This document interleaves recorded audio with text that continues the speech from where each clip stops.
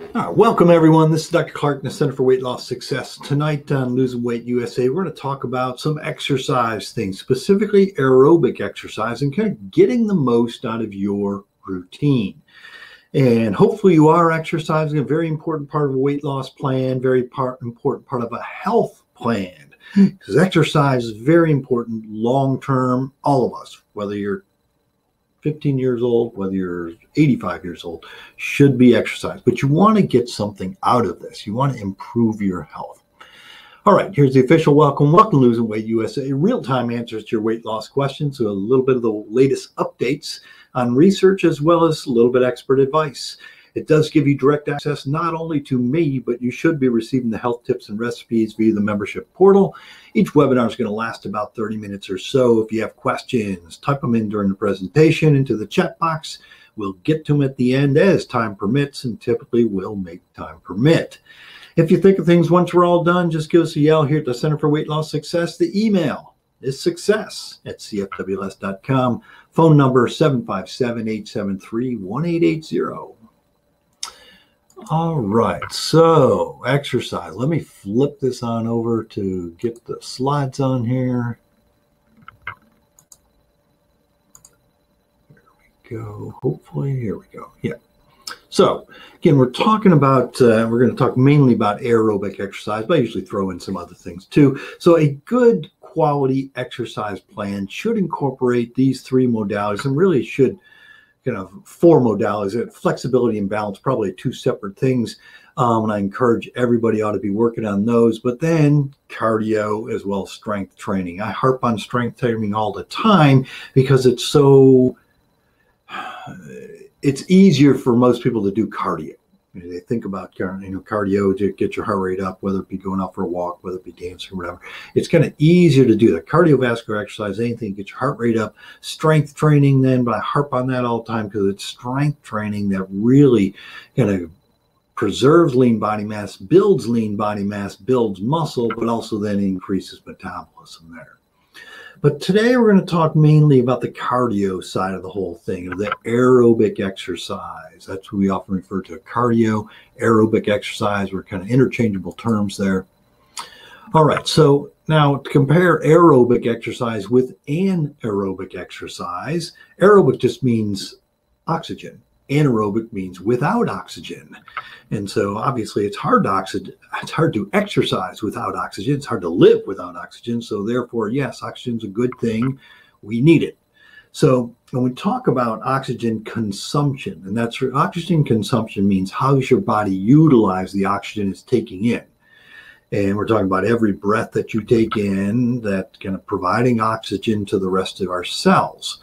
So oxygen consumption is how are you doing that? Meaning that how is it actually physically happening?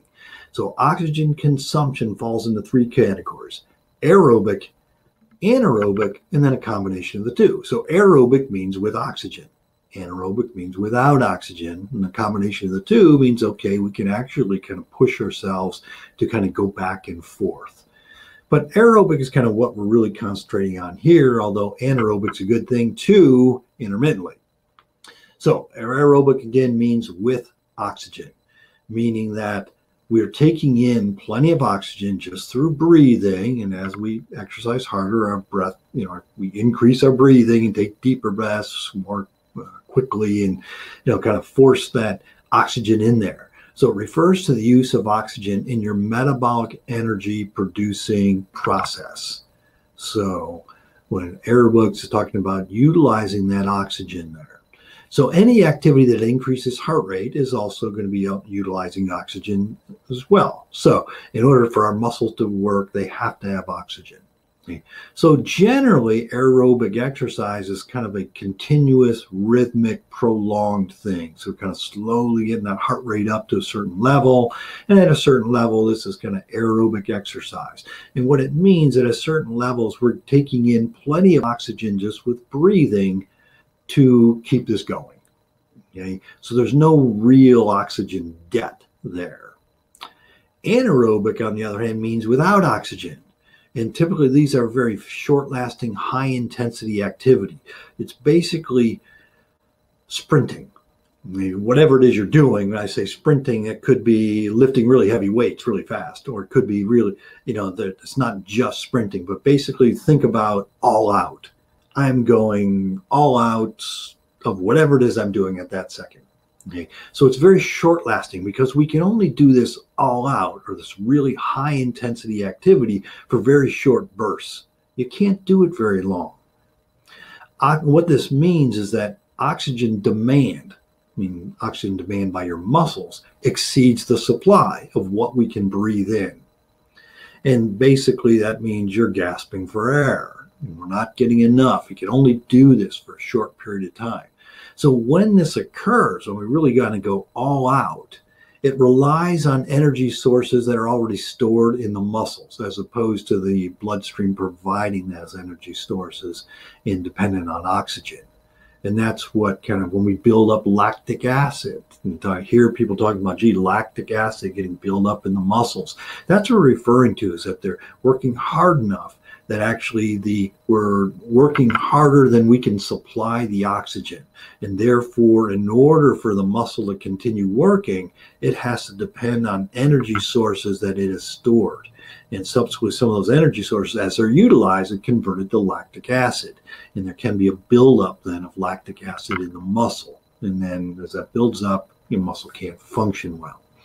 So most exercises actually fall somewhere in between, meaning that's not just as simple as getting the heart rate up, but we're not at that, all out, only can go for a few seconds.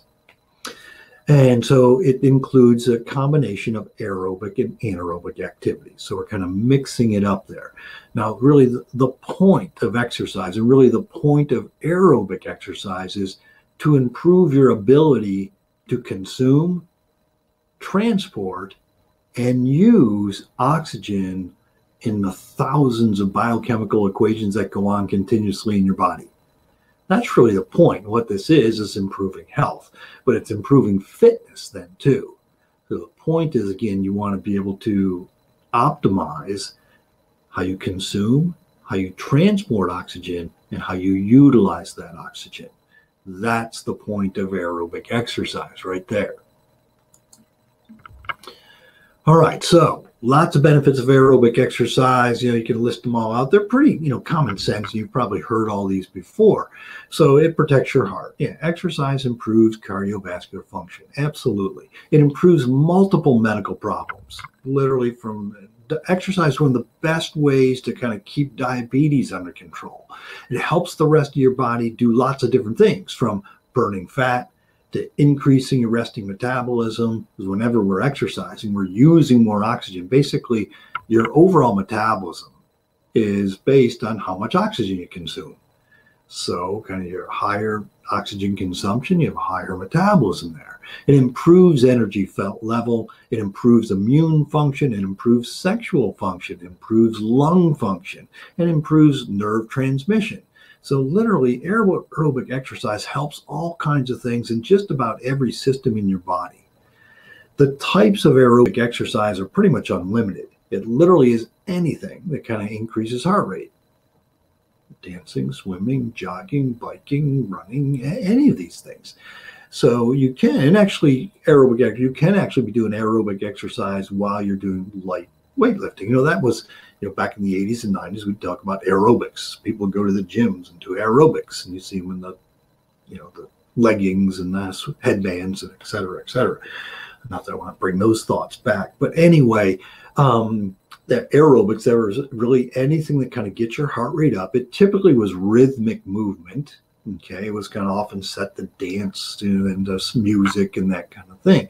And typically rhythmic music that you would kind of be doing something in a continual fashion, get that heart rate up, and you're going to improve oxygen utilization there.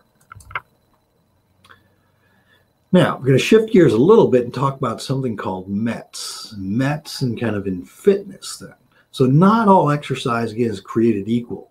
Each typically uses a different amount of energy. Different types of exercise, you work different areas that uses different amounts of energy then. So METs, or the term METs, that's METS, it's a way to quantify how hard an exercise is and how hard you are working. METs, what it stands for is metabolic equivalence. And a single MET, one MET, is the measure of how much oxygen that you use in a minute when you are at complete rest.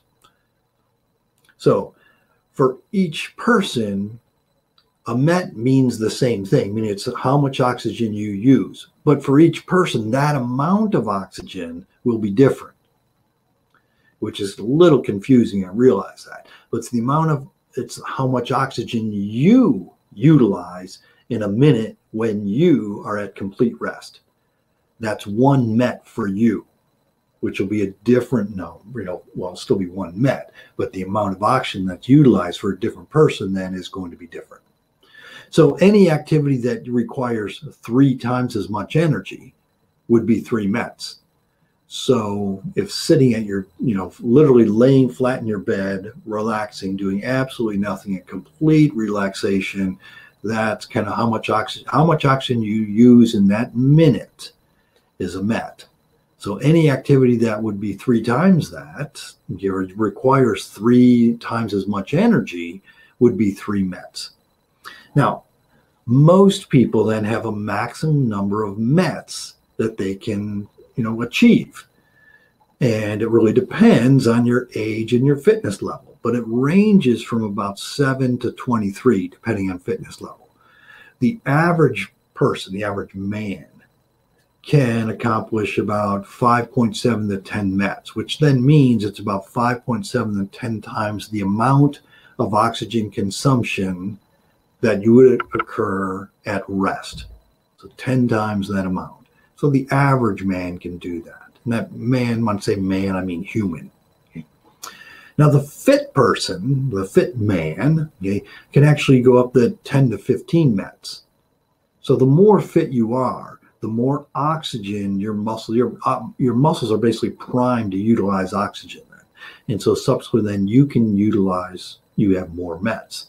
Now you have to provide that oxygen, so you actually have to then be breathing it in too. So the more in shape you are, typically the more oxygen you're taking in, as well as kind of the more you're utilizing. Super athletes, the truly fit Olympic super athletes, the bolts of the world, that they're the truly super athletes, they can get up to 23 plus METs, which is pretty amazing. 23 times the amount of oxygen that they would utilize at rest. That's a huge increase there. So kind of as time goes on then, when we improve fitness, we'd like to improve METs then. Now, unfortunately, there isn't an easy way to measure that though, but it is something that is out there. When you ever see that kind of METs, that's what they're talking about. Right, so what's an easier way? Well, it's using heart rate to estimate exercise intensity. Okay, so and this is one of the best ways, because heart rate monitors are really, just about everybody has heart rate monitors nowadays. You can get them on their Fitbit. You can get them on, you can actually wear the chest strap with a little receiver on your wrist. But so there's lots of different ways to get heart rate monitors now. They're pretty inexpensive. The most common formula to utilize, when we start talking about exercise intensity, is maximum heart rate is approximately 220 minus your age. Okay, so if you're 50 years old, 220 minus your age is what, 170. Okay? And so subsequently that, in theory, that'd be your maximum heart rate. And so that would be kind of, your 100% heart rate. And if you're talking about, exercise intensity then can be measured by your heart rate itself. How much does your heart rate go up from resting? That's what we're kind of comparing from resting. So resting up to kind of that about 220 minus your age. And that's about, so a 40-year-old would be 180, for a 60-year-old would be 160 then. Okay, so that's about, now depending on how fit you are, that's about 90% accurate. Because if you're really fit, you can actually get your heart rate higher than that. Okay. On a good day, I can get my heart rate around 170. Okay, you can't do it for very long, because that's pretty much all out. But still, kind of that, in theory, I'm older than I should be. I don't know.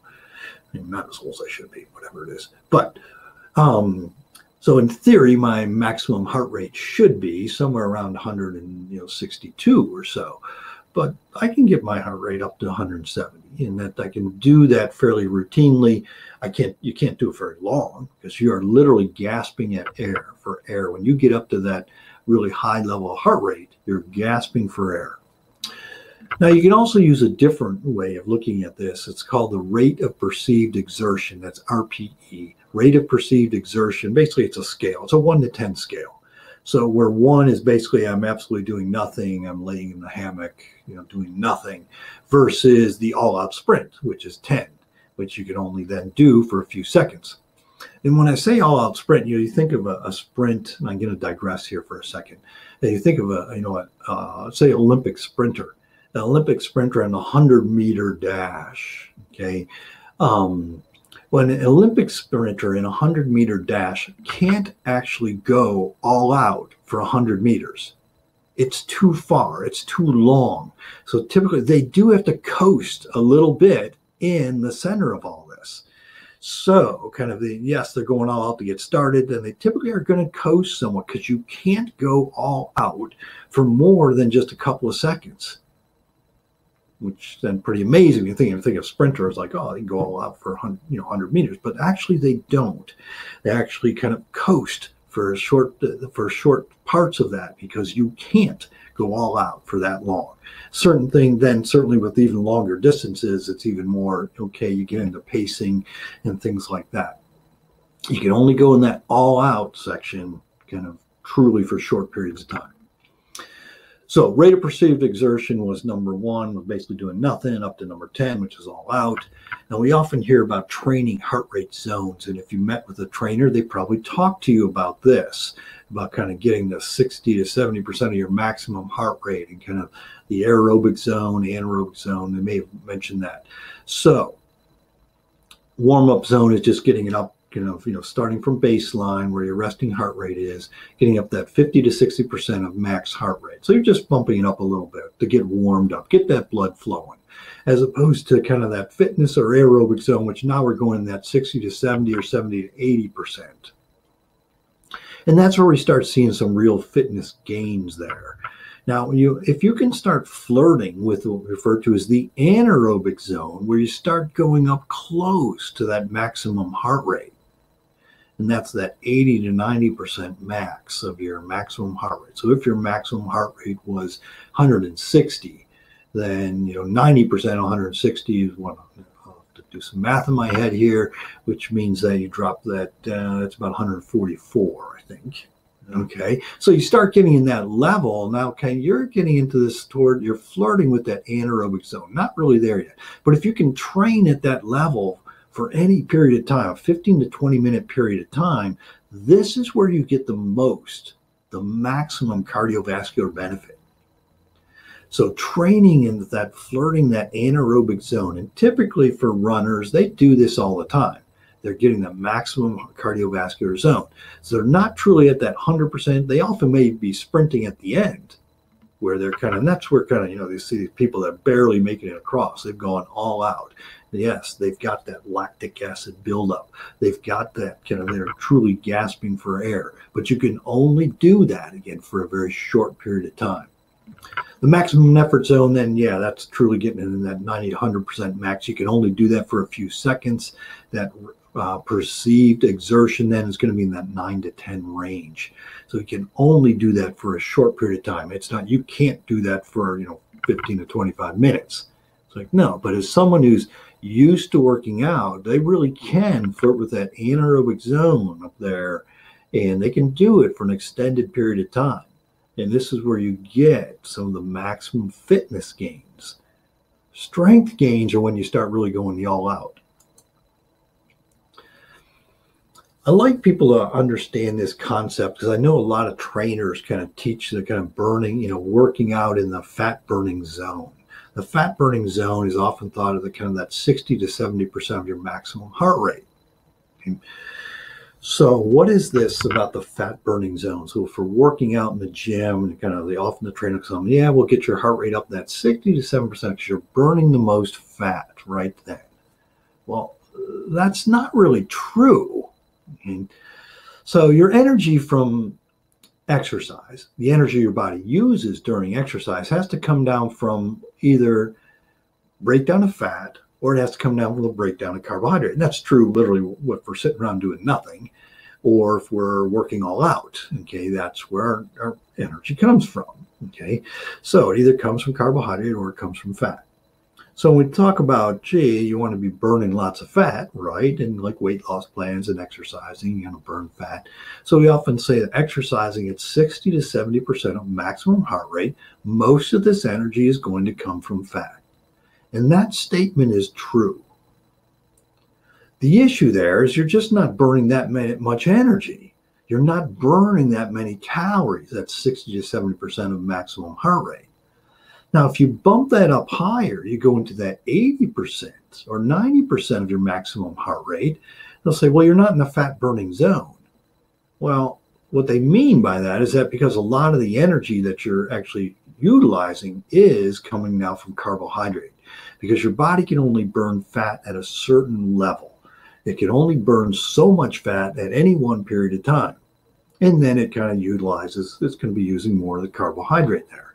So the fallacy there is that we're thinking that, gee, you're actually burning less fat. You're not burning less fat. You're actually burning fat at an optimal rate. Now you're burning a lot more calories because you're burning more carbohydrate too. It's not that you're not burning fat anymore.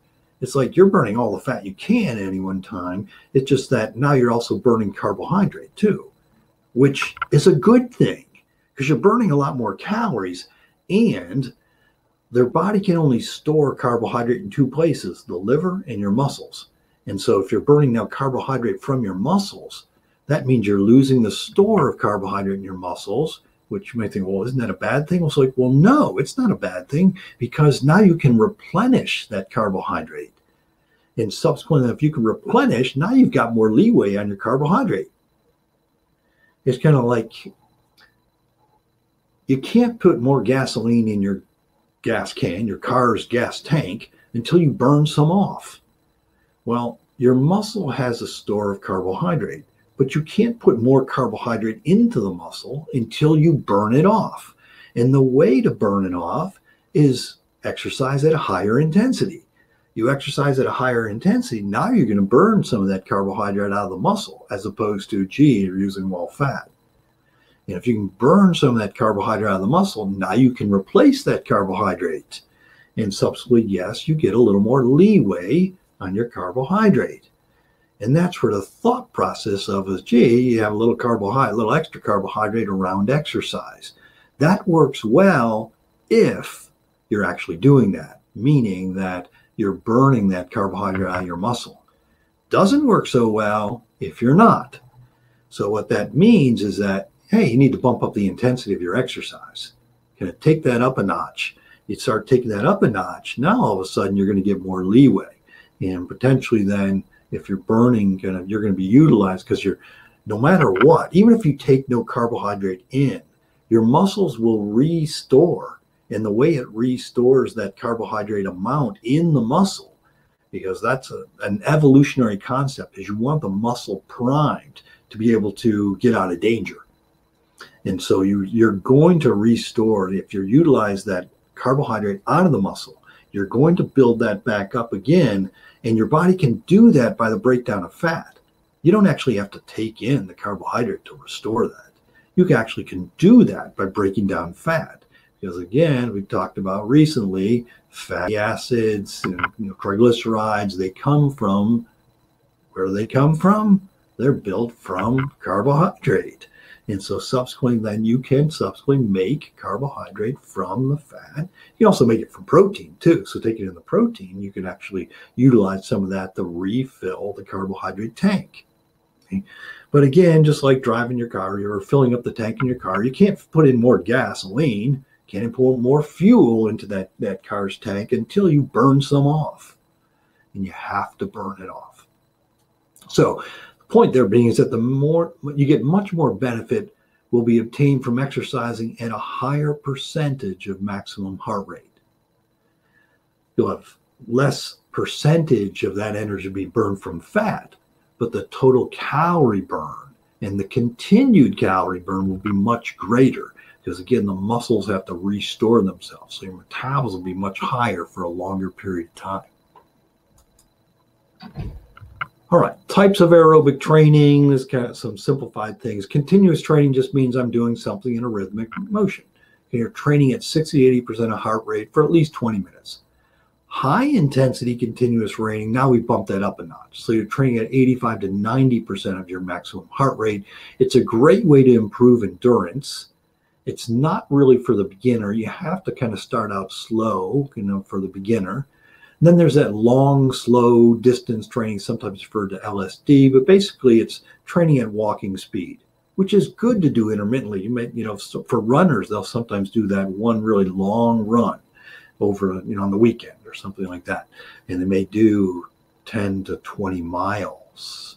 Okay, they have a long run, but most runners don't train at, kind of race. They don't, if you run 10 Ks, you typically don't run 10 Ks every day. Okay, you may run 10 miles every once in a while, every week or two. But, okay, in between time, you're probably doing shorter distances a little quicker. Fartlek training is speed play in Swedish, and basically it means kind of intermittently going faster, going slower, going faster, going slower. If you're going out for a jog or you're working on the treadmill or the elliptical or whatever, or the bicycle, you're kind of alternating speeds, slower, faster, slow, faster. And you may do the faster for a longer period of time and then a slower for a shorter period of time, or just the opposite. But basically by changing up speeds, it's changing the way your body is utilizing energy, but it's also changing the way the muscles functioning then.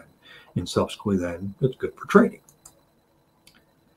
High intensity interval training, we talk about this every once in a while. Getting a lot of publicity lately. It can improve physical performance in a fairly short training session. You can get a wonderful exercise in a short 15 to 20 minutes. We've got some of them listed on or posted on the membership site. So I'd encourage you, I've done a couple of them. I know Arlene's done a couple of them in there. And so subsequently, they can be very physically demanding, but a really short period of time. Not for beginners. Now, there's ways for beginners to do these things, but you really got to work up to this. It's not something you can dive right into, but it basically alternates really high intensity work, good 80 to 90 to close to 100% maximum heart rate with short recovery periods, which are 50 to 60%. So you're kind of alternating really intense exercise and kind of a recovery exercise where you kind of slow it down. You may not be truly stopped, but you may be something that's kind of a recovery mode. And so you can do this intermittently, go up really high and come back. Drive that heart rate way up there and let it drift back down. Drive it way up there, let it drift back down. And there are multiple studies now that showed increased basal metabolism for at least 24 hours after doing high intensity interval workouts. And again, you can get a great workout in literally 15 to 20 minutes. FIT principle, we've mentioned this a number of times, is frequency, intensity, time, and type. So basically with the exercise, you want to start switching it up. So frequency is how often are you doing this. Intensity is how intense are you doing this. Time is for how long are you doing each exercise or each round of exercise. And the type is what are you actually doing. Okay? So it's the FIT principle. And after a few weeks, once you get started kind of working on this, after a few weeks, you want to revisit these and change them up. Change the frequency, change intensity, change the time, change the type, kind of doing different things. Your body gets used to whatever exercise you're doing. So I encourage people to kind of switch these up once in a while. And typically, and that can be, maybe there are different workouts on different days. I mean, I fall into that pattern. It's sometimes hard to change. We kind of go into a rut. I typically do kind of cardiovascular exercise literally kind of every, at least 2 to 3 times a week. And then I'll lift 2 to 3 times a week as well. And subsequently then mixing that up is probably one of the best ways to do this. And if you can keep changing it up, it's even better.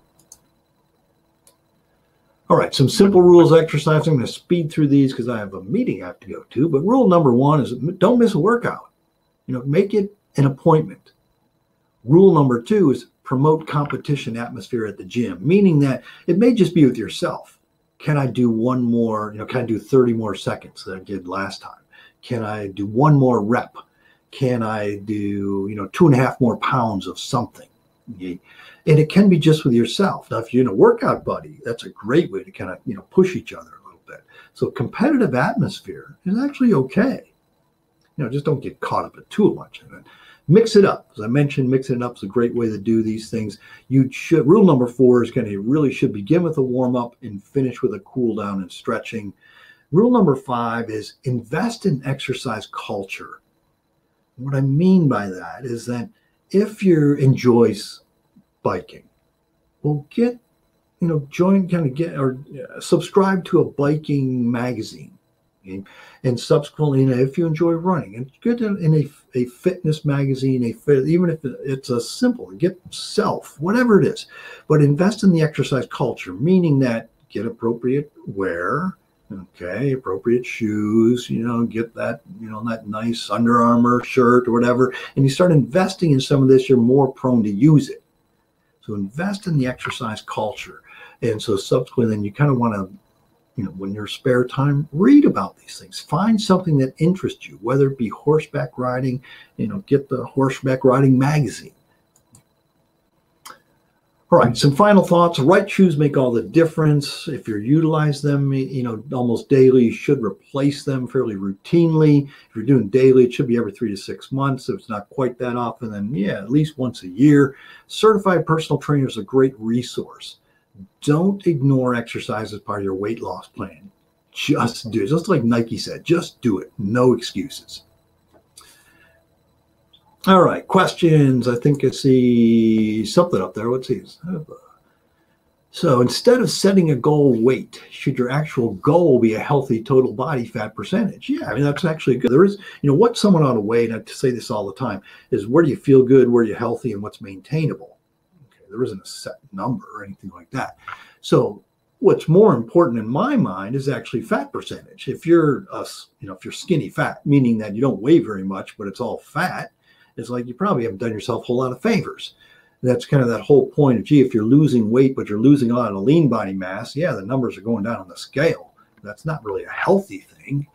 And so I would absolutely agree with that statement, that a goal of a healthy total body fat or fat percentage for women, if you can break 30, I often talk about people with goals and kind of breaking a BMI of 30. Okay, but probably even better is breaking that fat percentage for women 30, for men 25. Those are pretty big goals. And so depending on where you're starting, they may have to be adjusted, but typically that's where we see the best health, best fitness.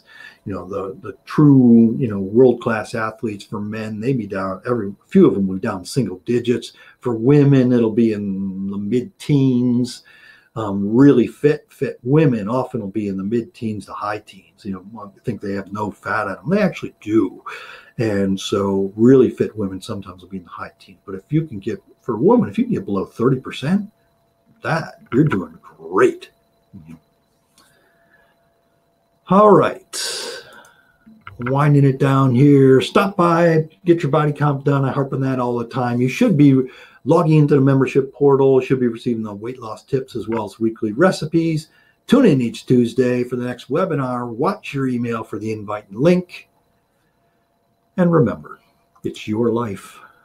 Make it a healthy one. Have a good evening, everyone. Take care.